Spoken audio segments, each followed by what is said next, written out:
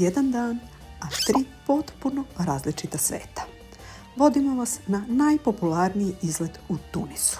Putovanje koje spaja umetničku idilu, užurbani ritam prestonice i ostatke imperije koja je nekada prkosila Rimu. Krenuli smo iz Susa, a naše prve stanice bile su Sidi Bou Said, glavni grad Tunis i legendarna Kartagina. Da počnemo.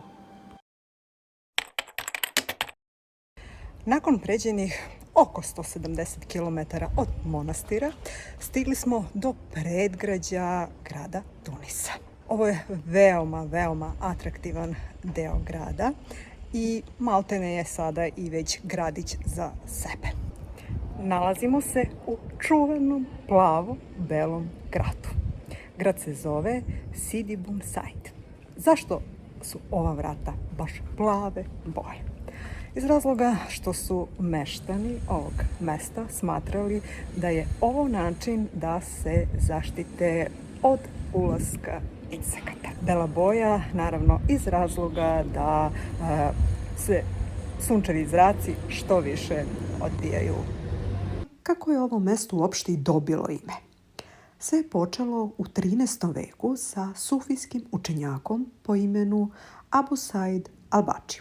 On se povukao na uzvišenje iznad mora kako bi meditirao i podučavao, a nakon njegove smrti mesto dobija naziv upravo po njemu. Sidi Bou Said, Sveti Abu Said.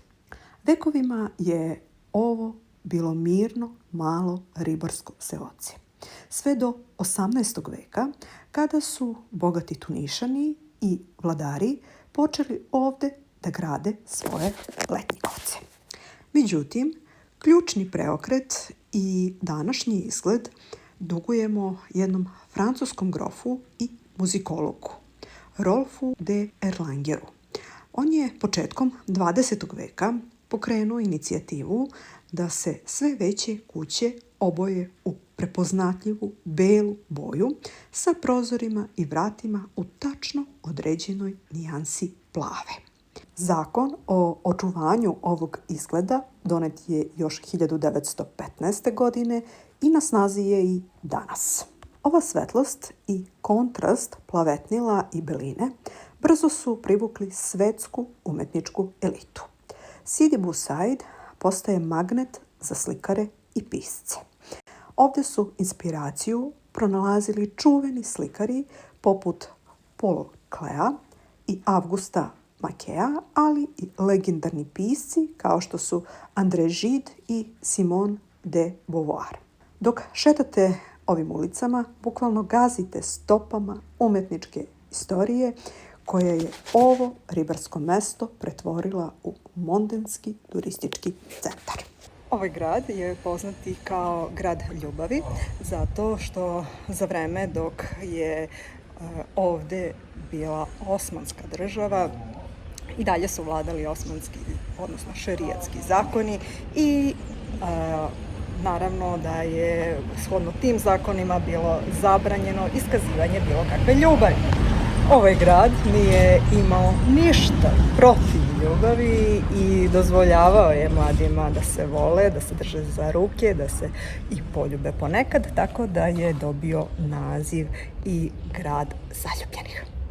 Kao što možete vidjeti u elementima ovde iza mene, postoji duh Andaluzije i na ovim prostorima na teritoriji Tunisa. Razlog tome jeste taj što Španci, kada su počeli da proteruju Mavare, ovo je bila jedna od destinacija gde su izbjeglice sa tih prostora završile i naravno prenele delić svoje kulture i arhitekture na prostore Tunisa. Ono što mogu da kažem jeste da je grad stvarno prelep. Toliko lepih delova ima i ceo bukvalno odiše istom atmosferom. Međutim, ovde, kao što vidite oko mene, naravno svuda su prodavnice suvenira i domaće radinosti. Verujte mi, preskupi su. Dakle, pokušavaju sa 10 puta višom cenom od one koje smo mi uspevali da dobijemo u monastiru za iste stvari. Tako da ukoliko želite baš ovdje da kupujete, oprez i obavezno na cenkanje. Iz umetničke tišine ulećemo pravo u Košnicu, glavni grad koji nosi isto ime kao i država, Tunis. Danas šira regija grada broji preko 2,7 miliona stanovnika, što ga čini pravim ekonomskim i kulturnim centrom zemlje. Tunis je zvanično postao glavni grad još u 12. veku, u vreme dinastije Almohada, preotevši tu titulu starom Kairuanu.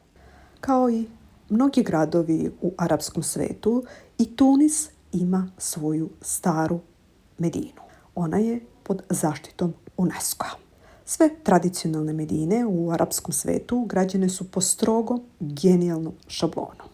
Svaka četvrt unutar medine morala je da ima 5 osnovnih elemenata koji su omogućavali samostalan život lokalcima. To su džamija kao duhovno srce Medine, medresa, škola u kojoj se učilo, česma, hamam, fontana za čistu vodu i ritualno pranje, pekara gde se pekao hleb za celo naselje i na kraju javno kupatilo, odnosno hamam. Zalutati u lavirintu njenih uličica, među mirisima začina, kože i parfema, nezaobilazan je deo svake posete Tunisu.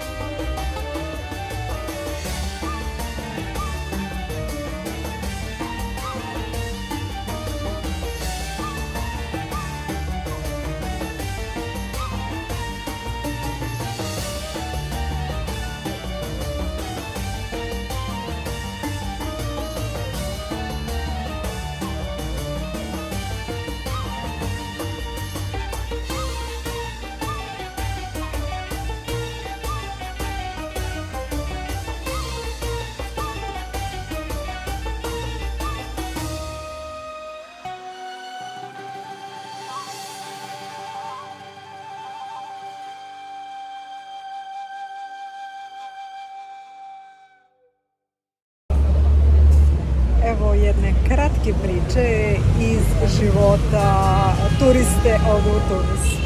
Malo pre smo bile do samoposluge, do marketa i želele smo da kupimo flašu vode. Flaša vode se kreće u rasponu od 0,60-0,70 dinara tuniških. Međutim, kovanice, dakle najniži apoeni, se jako teško razlikuju i kada ih predajem nikada ne znam koji apoen predajem. Predala sam apoen od 1 i tražila od kasirke da mi potvrdi da li je to stvarno apoen od 1. Ona je shvatila da mislim da je cena 1 dinar i rekla mi je da, 1 dinar. Uzela mi taj 1 dinar, kusur mi nije ni vratila. Naravno, ni fiskalni račun nismo dobili. Sada dok čekamo grupu, sedimo u centru grada Tunisa, glavnog grada Tunisa, i rešili smo da napravimo pauzu i evo, ovaj kapućino baš dobro izgleda. Uz to, parametar koji uvek primenjujemo jeste da sedamo tamo gde ima dosta lokalnog stanovništva, ovde to jeste slučaj. I ovo je kafe koji postoji još od 1910. barem je tako naznačeno na šoljicama i istaknuto na firmi. Kada prolazite modernim bulevarima, jedno ime i jedno lice ćete vidjeti svuda. Habib Bourguiba. On je otac nacije i prvi predsjednik nezavisnog Tunisa, čovek koji je zemlju poveo u radikalnu modernizaciju nakon oslobođenja od francuske vlasti 1956. godine. Upravo je iz ove prestonice vodio krupne reforme, od masovnog obrazovanja do ukidanja poligamije i uvođenja prava na razvod, po čemu je Tunis i danas najprogresivniji u arapskom svetu. Koliki je njegov značaj najbolje govori činjenica da glavna i najglamuroznija avenija u gradu nosi njegovo ime. Ipak, Burgiba je bio i kontroverzna ličnost. Vladao je čvrstom rukom punih 30 godina. Proglasio se za doživotnog predsjednika, a sa vlasti je smenjen tek u starosti, mirnim državnim udarom 1987. godine. Bez obzira na političke podele, on je ostao arhitekta modernog Tunisa kakvog danas poznajemo.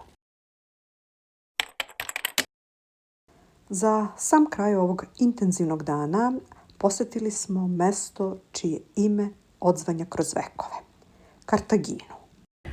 Sada se trenutno nalazimo na starom arheološkom nalazištu gdje je nekada bila stara feničanska Kartagina.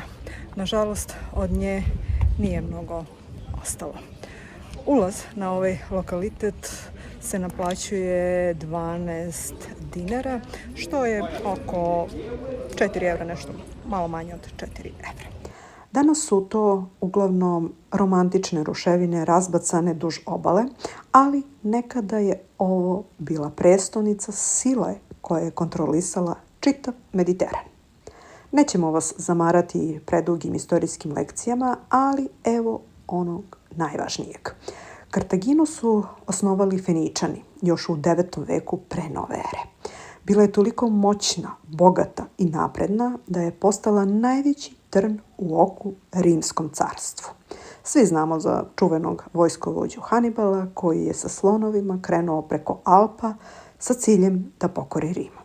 Rimljani su toliko mrzeli i strahovali od Kartagine da je čuveni senator Katon svaku svoju rečenicu u senatu završavao rečima: "Uostalom, smatram da Kartaginu treba uništiti." To su na kraju i uradili u 3. punskom ratu.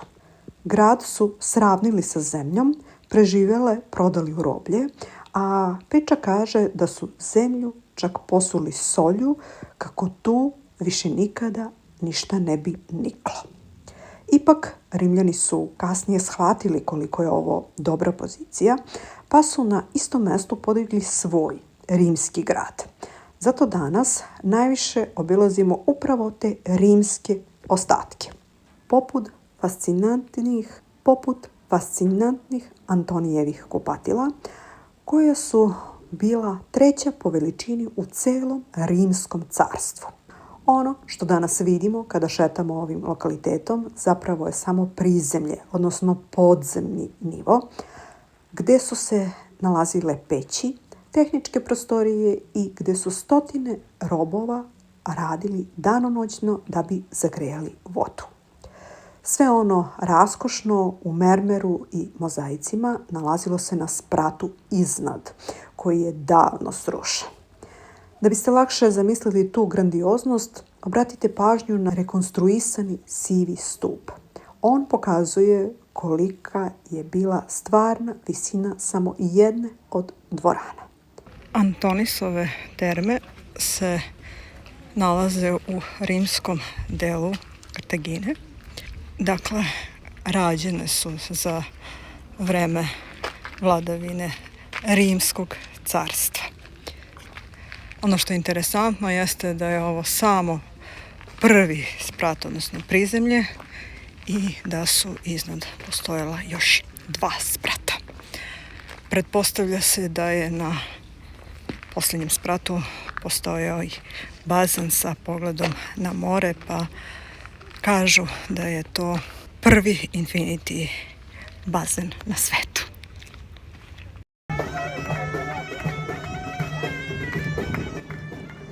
A kada smo se vratili u hotel, dočekala nas je vesela atmosfera. Tunižani su pokazali jedan deo svoje tradicije i kulture.